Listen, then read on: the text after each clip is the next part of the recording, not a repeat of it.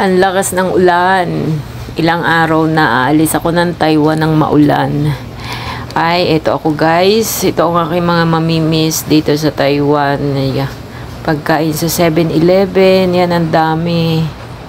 Ayan, pag umaga, marami yan kasi mga bagong deliver.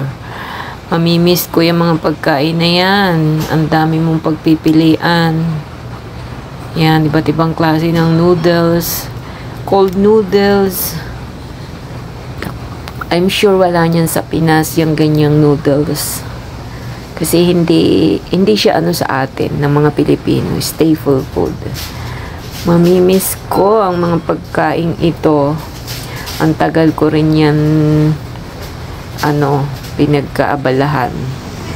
Kagaya nito, yung mga sa pintangan, ibig sabihin yung mga sa turo-turo yan, mga turo-turo yan eh.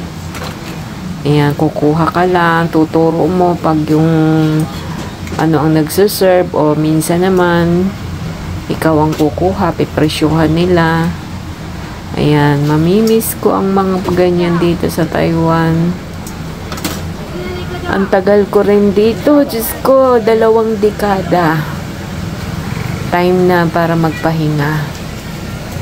Ayan, talagang walang forever. Walang forever. Ayan, lahat ng bagay ay may katapusan. Kalabasa, talong.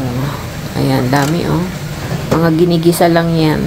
Maganda lang silang tingnan. Alam mo naman pagkain ng mga inchik, maganda sa paningin, healthy. Yan.